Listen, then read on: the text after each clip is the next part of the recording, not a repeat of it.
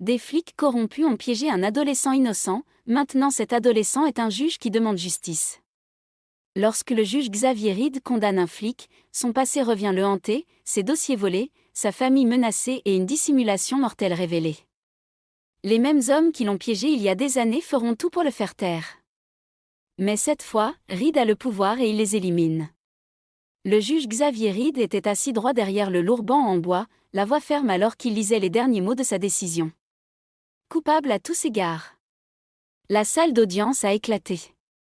Des halètements, des cris et des murmures de colère se heurtaient aux acclamations de soulagement. Les flashs des caméras ont éclairé l'espace tandis que les journalistes se précipitaient pour capturer l'instant. L'officier Damien Cross était assis immobile à la table de la défense, sa mâchoire se serra. Son avocat a posé une main sur son épaule, murmurant quelque chose, mais le regard froid de l'officier est resté fixé sur le juge. Reed sentit le poids de la décision s'installer dans sa poitrine. Il avait fait ce qui était juste. La loi avait parlé. Mais la vérité était rarement sans prix. À l'extérieur du palais de justice, la ville bouillonnait. Les manifestants ont envahi les rues, certains réclamant justice, d'autres qualifiant Reed de honte. Des pancartes s'agitèrent. La police a formé des lignes serrées en tenue anti-émeute pour observer. Les présentateurs de journaux ont titré les gros titres. Condamnation historique dans une affaire de brutalité policière, le juge Reed défie la pression, une ville divisée. De retour à la maison, Reed ferma les stores. Le monde extérieur était devenu imprévisible. Sa femme, Dana, était assise sur le canapé, regardant l'écran de télévision où les experts débattaient de sa décision.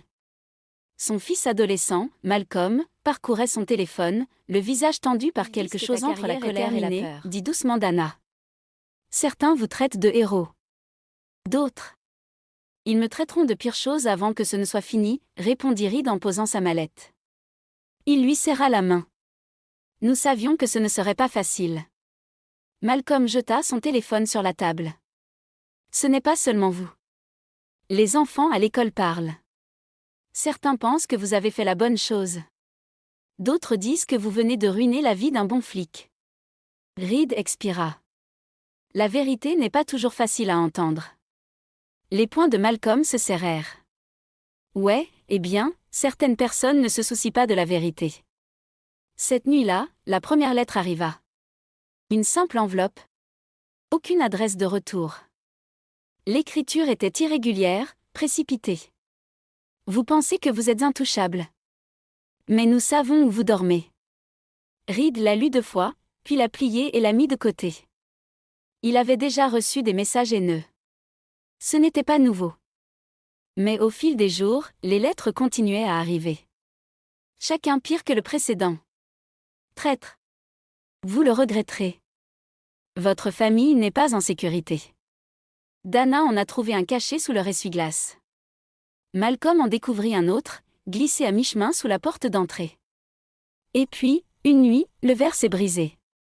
Le bruit fit se redresser Reed dans son lit. Un fracas résonna dans la maison. La porte de Malcolm s'ouvrit à la volée dans le couloir. Papa, il a appelé. Reed accourut. Dana était déjà devant lui, rapprochant Malcolm. La fenêtre du salon était en morceaux, des éclats éparpillés sur le sol. Une brique se trouvait au centre de la pièce. Il y avait une note collée dessus. Nous savons qui vous êtes. Le pouls de Reed martelait ses oreilles. Ça suffit. J'appelle la police. Dana ramassa la brique et la retourna entre ses mains. Il ne s'agit pas seulement du procès, n'est-ce pas? Reed étudia à nouveau la note. Les mots quelque chose y paraissait différent, mais ils étaient calculés et ciblés. Celui qui a envoyé ça ne voulait pas seulement lui faire peur. Il voulait qu'il comprenne. Le lendemain matin, Reed est arrivé au palais de justice sous le regard vigilant des journalistes. Les questions volaient de toutes parts. Craignez-vous pour votre sécurité? Regrettez-vous votre décision? Il les ignora et entra sans un mot. L'air à l'intérieur semblait plus lourd. Les conversations se turent à son passage. Au moment où il arrivait à son bureau, une voix l'arrêta. Vous vous êtes fait des ennemis en haut lieu. Le juge Thomas Wilk se tenait dans le couloir, l'expression indéchiffrable. Le juge plus âgé se pencha légèrement et baissa la voix. Vous pensez que la justice est simple? Ce n'est pas le cas. Il y a des gens qui n'oublient pas. Et ils ne pardonnent pas. Reed ne broncha pas, alors il ne devrait pas enfreindre la loi. Wilk soupira et s'écarta. Fais attention, Xavier. Reed entra dans son bureau et ferma la porte. Son bureau était rempli de dossiers, mais un dossier était séparé. Une épaisse enveloppe en papier cartonné, scellée. Pas de nom, pas de marquage. Il le ramassa et le retourna. Son propre nom était écrit sur le devant. À l'intérieur, il a trouvé un dossier qu'il n'avait pas vu depuis des décennies. Le sien. La pièce devint floue pendant un moment tandis qu'il regardait les pages. Les mots lui sautèrent aux yeux. Vol. Résister à l'arrestation. Agression contre un officier. Il avait à nouveau 17 ans, son visage pressé contre le trottoir froid alors que les officiers criaient des ordres qu'il ne comprenait pas. Ses mains étaient à vif à cause de menottes trop serrées. L'éclat fluorescent des lumières de la gare, le son de la voix tremblante de sa mère alors qu'elle plaidait pour sa libération. Son nom avait été blanchi. Les accusations rejetées. Une erreur, avait-il appelé. Mais quelqu'un l'avait déterré. Rouvrez le passé, ou nous le ferons pour vous. Une sonnerie aiguë de son téléphone le fit revenir. Appelant inconnu. Il a répondu. Une voix déformée, plate. On ne l'oublie pas, Xavier. Toi non plus. La ligne est tombée en panne. Reed baissa le téléphone. Les menaces ne concernaient plus Cross. Ils étaient personnels. Celui qui était derrière tout cela ne recherchait pas la justice. Ils étaient après lui. Le lendemain, Reed se gara devant le bureau de Marcus Tate, la main serrée sur le volant. Marcus était son ami depuis l'enfance, celui qui s'était battu pour que son casier soit effacé. Si quelqu'un pouvait l'aider à comprendre ce qui se passait, c'était bien Marcus. À l'intérieur, Marcus s'adossa au dossier de sa chaise, étudiant le dossier que Reed avait placé sur son bureau. Si quelqu'un fouille dans votre passé, il ne cherche pas à obtenir justice. Il cherche à vous détruire. Reed hocha la tête. Alors j'ai besoin de savoir qui est derrière tout ça. Avant que Marcus ne puisse répondre, le téléphone de Reed vibra. Un message texte. Une photo de sa voiture, vandalisée avec de la peinture rouge en aérosol. Juge noir corrompu. Son ventre se serra. Quelques instants plus tard, un autre message est arrivé. Une photo de la voiture de son fils Mason, son pare-chocs arrière froissé, des traces de dérapage visibles derrière. La légende disait, ce n'était pas un accident. Reed se leva brusquement. Ce n'est pas une haine aléatoire. Ils en font une affaire personnelle. Marcus fronça les sourcils. Vous devez faire attention à qui vous faites confiance. Vous savez qui a poursuivi votre affaire à l'époque? Walter Langston. Et maintenant, il est l'un des juges les plus puissants de cette ville. La respiration de Reed devint lente. Et l'avocat de Cross, Victor Grave, travaille avec Langston depuis des années. Il ne s'agit pas seulement de Cross. C'est plus grand. Un nouveau message apparut sur l'écran de son téléphone. Il vous a alors piégé. Il recommencera. Reed sentit le poids de l'avertissement s'abattre sur lui. Si Langston avait été impliqué dans l'enterrement de son passé une fois, on ne savait pas jusqu'où il irait maintenant. Mais Reed avait besoin de réponses, et attendre n'était pas une option. Il se tourna vers Marcus. J'ai besoin de tout ce que vous pouvez trouver sur Langston. Et j'en ai besoin maintenant. Reed l'observait attentivement. La façon dont Langston ajustait ses boutons de manchette. La façon dont sa bouche s'incurvait légèrement au coin. Il y avait quelque chose de bizarre dans son ton, comme s'il attendait que Reed morde à l'hameçon. Vous étiez le procureur. C'était votre affaire, dit Reed, gardant une voix égale. Ce n'est pas quelque chose qu'un homme oublie. Langston se pencha en arrière et secoua légèrement la tête. Tu penses que chaque affaire me concerne? J'ai poursuivi des centaines, voire des milliers. Mais je comprends, Xavier. Tu penses que quelqu'un s'en prend à toi et tu veux des réponses. J'aimerais pouvoir t'aider. Vraiment. Les mots étaient doux, trop faciles. Reed ne les a pas achetés une seconde. Alors pourquoi ton nom revient-il sans cesse? demanda Reed en déposant un article de presse imprimé sur le bureau de Langston. Toi et Damien Cross, à l'époque où il sortait à peine du lycée. Le visage de Langston changea à peine, mais ses doigts s'arrêtèrent brièvement sur sa montre. Cross? Je n'ai rien à voir avec le fait qu'il soit devenu flic. C'était juste un enfant dans un programme de sensibilisation communautaire. J'ai serré la main de beaucoup d'enfants à l'époque. Reed pouvait sentir Langston se rapprocher. Il n'obtiendrait rien de plus de lui aujourd'hui. Si vous pensez à autre chose, faites-le moi savoir.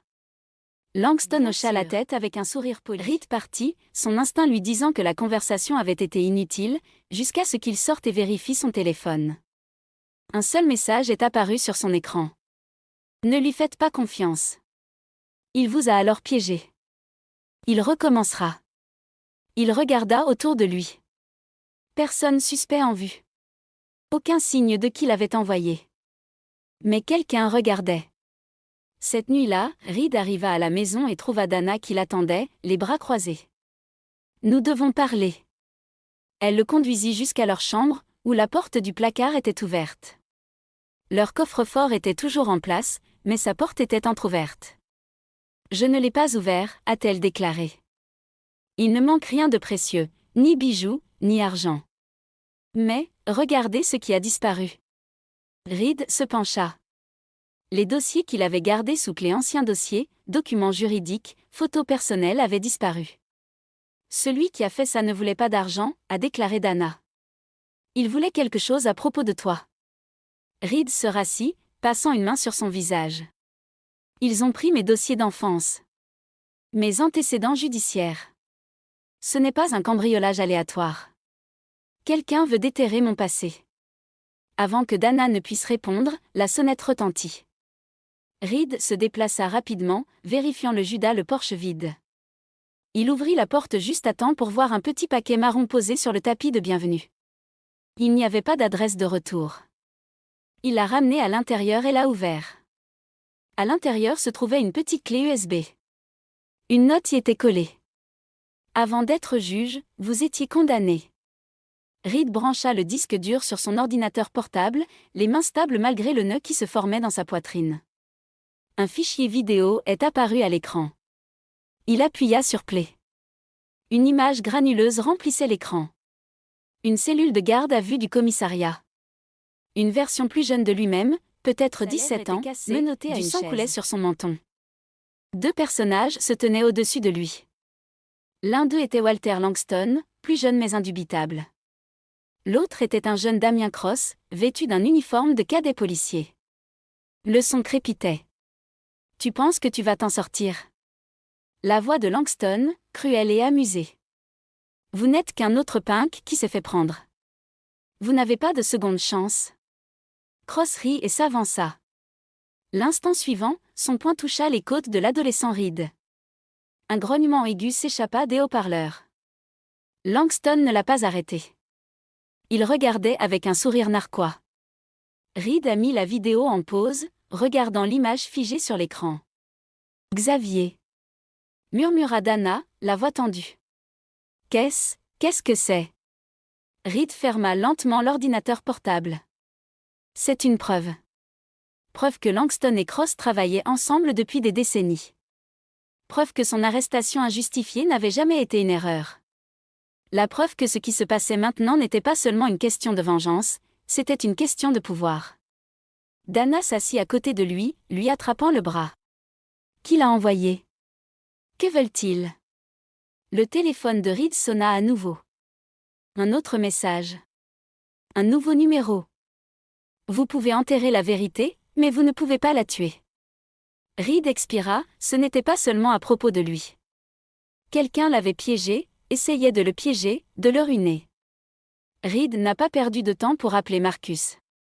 En moins d'une heure, ils se sont assis l'un en face de l'autre dans un restaurant tranquille à la périphérie de la ville.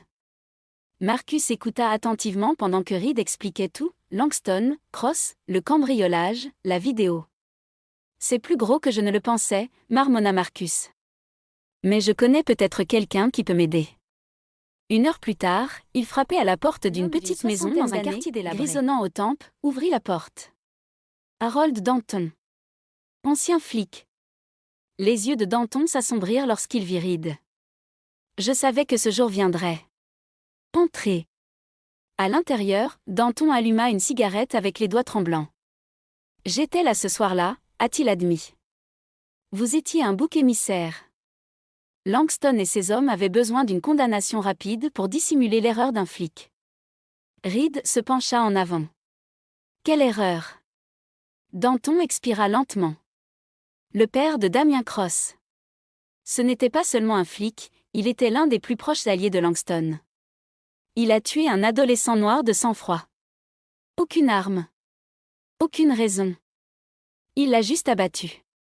La ville l'a enterré. Et ils avaient besoin de quelqu'un à blâmer. Ce quelqu'un, c'était vous. Reed resta assis en silence, absorbant la vérité. Ils l'ont dissimulé pendant des décennies. Et maintenant, ils s'en prennent à moi parce que j'ai statué contre Cross. Danton hocha la tête. Ils protègent les leurs, Xavier. Ils l'ont toujours fait. Ils le feront toujours. Reed se leva. J'ai besoin d'une preuve. Quelque chose d'officiel. Danton hésita, puis hocha la tête. Il reste peut-être quelque chose dans les archives. Je vais chercher. Mais si je fais ça, je suis un homme mort. Reed lui serra l'épaule. Vous faites la bonne chose. Le lendemain matin, Reed a reçu l'appel. Danton était mort. Les informations affirmaient qu'il s'agissait d'un suicide, mais Reed savait mieux. Puis son téléphone sonna à nouveau. Un message. Votre fils est le prochain. Les mots sur l'écran lui brûlaient l'esprit. Il attrapa son manteau, ignorant les questions frénétiques de Dana. Mason a disparu, dit-il d'une voix ferme malgré la tempête qui l'envahissait. Reste ici. Gardez les portes verrouillées. Dana lui attrapa le bras. Xavier. Son téléphone sonna. Un numéro bloqué. Il a répondu. Où est-il? Viens seul. Une voix basse et douce. Au même endroit où tu as été arrêté il y a des années. Tu t'en souviens, n'est-ce pas? L'appel a été coupé. Reed resta figé pendant une demi-seconde. L'ancien quartier. Abandonné pendant des années, mais d'une manière ou d'une autre, il fait toujours partie de ses cauchemars. Il ne perdit pas de temps, glissant son arme dans sa ceinture avant de sortir dans la nuit. Le bâtiment avait l'air pire qu'il y a des décennies. Les portes d'entrée pendaient de leur cadre, les fenêtres étaient brisées. Il n'a pas seulement été abandonné, il a été laissé pourrir. Reed entra. Un seul plafonnier clignotait faiblement dans la pièce principale. Mason était assis au centre de la pièce, attaché à une chaise. Une coupure lui marquait la joue, du sang séché marquait sa tempe. Il respirait. Conscient. C'était tout ce que Reed avait besoin de voir avant de se concentrer sur les hommes qui se tenaient autour de lui. Langston. Tombe. Reed ne reconnut pas deux officiers en uniforme, mais leur attitude, leur sourire narquois lui disaient tout. Il n'était pas là pour négocier. Langston fit un pas en avant. Tu n'étais jamais censé arriver aussi loin. Toute ta carrière? Construite sur un mensonge. Tu as eu de la chance, Xavier. Et maintenant, tu vas faire ce qui est juste. Reed serra les poings. S'il s'agit de Cross, vous avez déjà perdu. Il était coupable. La loi parlait. Langston laissa échapper un petit rire. Vous ne comprenez vraiment pas, n'est-ce pas? Il n'a jamais été question de Cross. Il s'agit de maintenir l'ordre. De maintenir le pouvoir. Le système ne fonctionne que lorsque des gens comme vous restent à leur place. Mais il a fallu y aller et mettre les choses en désordre. Il fit un signe de tête à Grave, qui s'avança, tenant un dossier. Signez-le. Démissionnez. Discréditez publiquement votre décision. Dites que vous avez été compromis. Que vous regrettez votre décision. Faites cela et votre fils s'en va d'ici. Reed prit le dossier et l'ouvrit. Il devait dire qu'il avait commis une erreur et que sa condamnation était politiquement motivée. Cette croix était innocente. Mason remua sur sa chaise, la voix rauque. Papa, non. Reed le regarda, puis revint à Langston. Et si je ne le fais pas? Langston sortit une arme de son manteau. Alors ton fils meurt ici. Reed le regarda, se forçant à rester calme. Ses mains restèrent stables tandis qu'il fouillait dans sa poche. Les hommes de Langston se sont tendus, mais Reed a seulement sorti son téléphone. Langston eut un sourire narquois. Vous essayez d'appeler à l'aide? Cela ne marchera pas. Personne ne vient. Reed inclina légèrement le téléphone, juste assez pour que Langston puisse voir la lumière rouge clignotante sur l'écran. En direct. Toute la conversation était en streaming. Station d'information. Réseaux sociaux. Des millions de personnes regardaient. Le sourire narquois de Langston disparut. Les officiers échangèrent des regards inquiets. Le crépitement d'une radio de police retentit à l'une de leurs ceintures. Dehors, les sirènes hurlaient. Langston leva l'arme vers Mason. Tu penses que ça change quelque chose? Je continue. Des coups de feu ont éclaté. Reed se précipita, faisant tomber la chaise de Mason sur le côté alors que les balles volaient. L'un des agents est tombé. Grave se cacha derrière un bureau. Langston recula en trébuchant, se tenant le bras. Les portes s'ouvrirent en grand. Les agents du SWAT sont entrés en trombe. Reed a protégé Mason alors que le chaos se déroulait. Encore des coups de feu. Des cris. Des corps heurtant le sol. Quelques minutes plus tard, c'était fini. Langston et Grave gisaient face contre terre, menottés. Les officiers qui les avaient aidés ont été emmenés. La ville entière venait d'assister à la chute des hommes qui contrôlaient la justice depuis des décennies. Mason leva les yeux vers Reed. Papa. Reed le détacha, le tirant dans une brève étreinte avant de l'aider à se relever. Le procès qui s'ensuit bouleverse la ville. Langston, Grave et plusieurs autres fonctionnaires ont été reconnus coupables. La vérité éclata, le père de Cross était un meurtrier, protégé par le système. L'arrestation injustifiée de Reed faisait partie d'une dissimulation vieille de plusieurs décennies. À l'extérieur du palais de justice, le public affluait. Certains indignés, d'autres soulagés. Certains s'interrogent sur l'ampleur de la corruption. Quelques jours plus tard, Reed était assis dans ses appartements. Le marteau de son juge reposait sur son bureau, intact. Il passa ses doigts sur le bois, l'esprit calme pour la première fois depuis des semaines. Dana entra, posant une tasse de café à côté de lui. « Tu l'as fait. » Reed expira, la regardant. « Ce n'est pas fini. » Ce n'est jamais le cas. La justice n'est pas seulement une question de décision. Il s'agit de résister au poids de l'histoire elle-même. Dana a posé une main sur la sienne et lui a dit de rester debout.